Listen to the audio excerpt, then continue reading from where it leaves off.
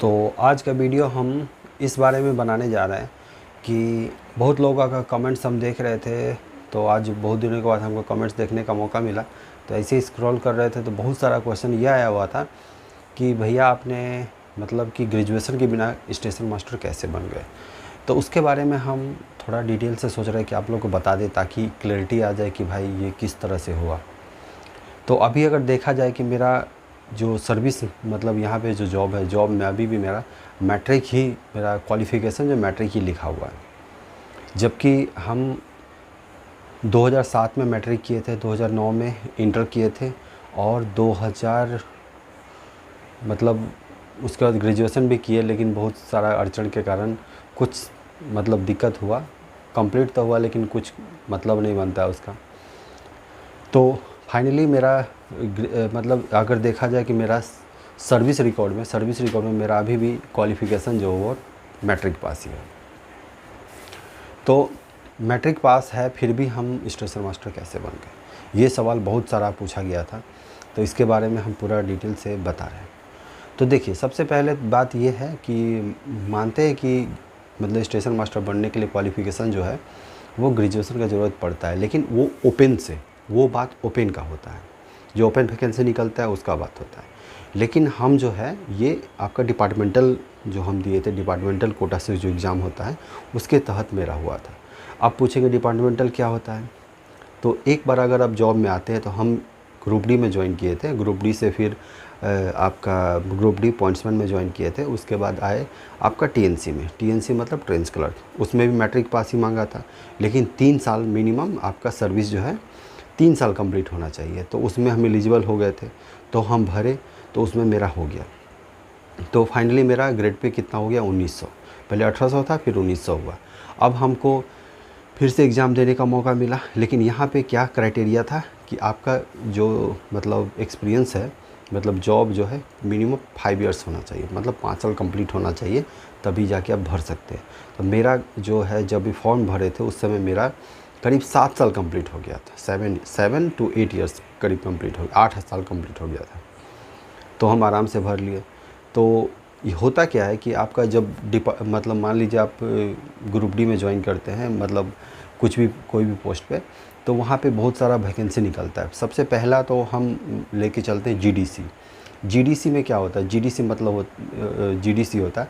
तो जीडीसी में आपका जोनल लेवल से निकलता है। मान लीजिए जैसे कि हम अभी साउथ ईस्टर्न रेलवे में, तो साउथ ईस्टर्न रेलवे में 4 जोन है आपका, आद्रा, खड़गपुर, रांची और चक्रधरपुर, तो सीकेपी। तो इसमें होता क्या है कि चारों जोन का मिला के एक बार जोनल लेवल से आपका एग्ज़ाम होता है, और एक होता है जो कि डिवीज़न अपने स्तर पे कराता है। तो जोनल लेवल पे जो एग्ज़ाम होता है उसको बोला जाता है जीडीसी। तो जीडीसी में क्या होता है कि आपका जितने भी डिपार्टमेंट के लोग होते हैं वो सब एलिजिबल होते हैं, चाहे वो ट्रैकमैन हो या फिर पॉइंट्समैन हो, चाहे हेल्पर हो, कोई भी पोस्ट पे हो, वो उसके लिए एलिजिबल होते हैं कि वो आराम से भर सकते हैं। तो वहाँ से भी बहुत सारा वैकेंसी निकलते रहता है। उसके बाद एक होता है जीडीसी, हो गया आपको जोनल लेवल पे।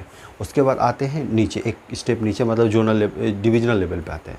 डिविजनल लेवल पे भी 2 तरह का एग्ज़ाम होता है। एक होता है एलडीसी। तो एलडीसी में क्या होता है कि आपका 2-3 डिपार्टमेंट को लेके एक एग्ज़ाम कराया जाता है, मतलब मेनली इसमें कमर्शियल और ऑपरेटिंग को रखा जाता है। तो एग्ज़ाम होता है, उसका क्वालिफ़िकेशन जो होता है वो आपका ग्रेजुएशन होता है, स्टेशन मास्टर के लिए बता रहा है। और जो जीडीसी में भी होता है उसमें भी ग्रेजुएशन, मिनिमम ग्रेजुएशन आपका होना ही होना चाहिए, नहीं तो आप एलिजिबल ही नहीं होंगे। और एलडीसी में भी सेम चीज़ होता है। इसीलिए हम बहुत बार क्या हुआ कि हम नहीं भर पाए। जैसे एलडीसी एक बार 2-3 बार मेरा छूट गया। उसके बाद जीडीसी भी हम नहीं, एलिजिबल ही नहीं थे, इसलिए हम नहीं भर पा रहे थे। उसके बाद आया डिपार्टमेंटल कोटा। इस डिपार्टमेंटल कोटा में क्या होता है, इसमें मेनली सिर्फ एक ही डिपार्टमेंट के लोग इसमें एलिजिबल होते हैं। तो जैसे कि मान लीजिए कि मेरा ऑपरेटिंग डिपार्टमेंट है, तो हम स्टेशन मास्टर भी ऑपरेटिंग डिपार्टमेंट पे आता है। तो यहाँ पे आया वैकेंसी और हम उसके लिए एलिजिबल थे, क्योंकि मिनिमम क्राइटेरिया उसमें क्या था, 5 साल या मैट्रिक पास भी चलेंगे, तो इसीलिए हम इसमें भर पाए। तो अब आप लोगों को लग रहा होगा कि मतलब मैट्रिक पास मतलब आप एक बार रेलवे में आ गए, उसके बाद क्या होता है कि डिपार्टमेंटल कोटा से अगर निकलता है तो आप मैट्रिक पास में भी आप एग्ज़ाम में बैठ सकते हैं और इसको पास करके स्टेशन मास्टर बन सकते हैं। ऐसा बहुत सारा मतलब हुआ है कि बहुत लोग मैट्रिक पास अभी भी हैं जो स्टेशन मास्टर में ज्वाइन किए हैं, तो कोई इशू नहीं है कि आप जैसे ग्रुप डी में आ गए तो वहाँ पे आप सिर्फ मैट्रिक पास ही हैं, सपोज सिर्फ मैट्रिक पास ही हैं, लेकिन आ गए हैं तो आगे आपको मौका मिलेगा। लेकिन जीडीसी और एलडीसी में मौका नहीं मिलेगा अगर सिर्फ मैट्रिक पास है तो। वहाँ पे एक तो ये बांधा जाता है कि इतना दिन आपका सर्विस होना चाहिए एलडीसी में, उसके बाद आपका ये भी होना चाहिए, मतलब ग्रेजुएशन सर्टिफिकेट भी होना चाहिए। और जीडीसी में क्या होता है, आप चाहे एक दिन भी आपका सर्विस हुआ हो, मान लीजिए कि आप 1 अगस्त को ज्वाइन किया, 2 अगस्त को कोई वैकेंसी आ गया तो भी आप उसके लिए एलिजिबल हो जाएंगे। और वहाँ का जो पैटर्न होता है, जीडीसी का जो पैटर्न होता है वो फुल्ली जो बाहर एग्ज़ाम होते हैं, आरआरबी एनटीपीसी जो एग्ज़ाम लेता है उसी के पैटर्न पे बेस्ड होता है, मतलब जीके रीजनिंग यही सब रहता है। लेकिन जो एलडीसी का एग्ज़ाम होता है और एक डिपार्टमेंटल कोटा में होता है, मतलब वो भी डिविजनल लेवल में, तो उसमें क्या होता है रेलवे से रिलेटेड जो हम वर्किंग करते हैं, मतलब काम करते हैं, उससे रिलेटेड बहुत सारा क्वेश्चन, या स्टेशन से रिलेटेड, या फिर बहुत सारा क्वेश्चन होगा। तो हम कोई एक आध को अभी एग्ज़ाम अगर हुआ, एक एग्ज़ाम अभी हाल ही में हुआ है आपका टीटी का, उसका रिजल्ट भी आ चुका है, तो उसका एग्ज़ाम हुआ तो उसका क्वेश्चन पेपर एकदम दिन हम डिस्कशन कर देंगे कि एलडीसी का एग्ज़ाम और डिपार्टमेंटल कोटा का एग्ज़ाम किस तरह से होता है। और जो जीडीसी का होता है वो तो नॉर्मल आरआरबी एनटीपीसी जैसा कराता है वैसा ही सेम हूबहू क्वेश्चन मान लीजिए, थोड़ा सा हो सकता है लेवल थोड़ा सा कम रहता है, लेकिन यहाँ पे क्या होता है कि जितने भी लड़के रहते हैं सब तो फाइट करके ही आए रहते हैं, तो यहाँ भी कंपटीशन अच्छा होता है। भले बैठते हैं कम बच्चे, लेकिन कंपटीशन यहाँ भी होता है। तो मेरा भी हुआ, तो यहाँ पे करीब 250 लोग बैठे थे, उसमें मतलब करीब मात्र 11 लोग को हुआ था। तो ये मत सोचे कि मात्र 250 ही बैठे, मतलब होता क्या है कि 250 ही कितना लोग से कम्पीट करके आए हुए रहते हैं, तो ये भी मतलब यहाँ भी कंपटीशन अच्छा खासा होता है। आज के वीडियो में हम यही बताने के लिए किए थे कि मैट्रिक पास होते हुए भी हम सिर्फ मैट्रिक करके भी हम स्टेशन मास्टर किस तरह से हैं, तो ये सब डिपार्टमेंटल एग्ज़ाम जो होता है उसके कारण ही हो सका, नहीं तो अभी हम भी वहीं पे मतलब ग्रुप डी में ही रहते। लेकिन डिपार्टमेंटल कोटा से जो एग्ज़ाम हुआ उस कारण से हम अभी स्टेशन मास्टर बन पाए।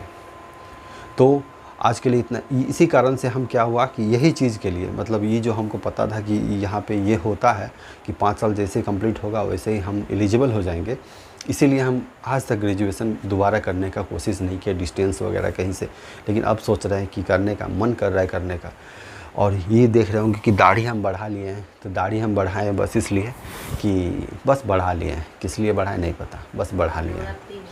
नवरात्रि भी है और भी मतलब सोच रहे हैं कि दाढ़ी से अब थोड़ा लुक को अच्छा करेंगे, दाढ़ी से ही लुक थोड़ा अच्छा करेंगे। बहुत दिन हो गया कि मतलब दाढ़ी से ही अब लुक का अच्छा करने की कोशिश करते हैं, और बाल पूरा नहीं रहेगा और दाढ़ी रहेगा, तो ऐसा ही आज अब इसे लुक बनाना है। ठीक है, तो मिलते हैं अगले वीडियो में। Thank you and keep watching.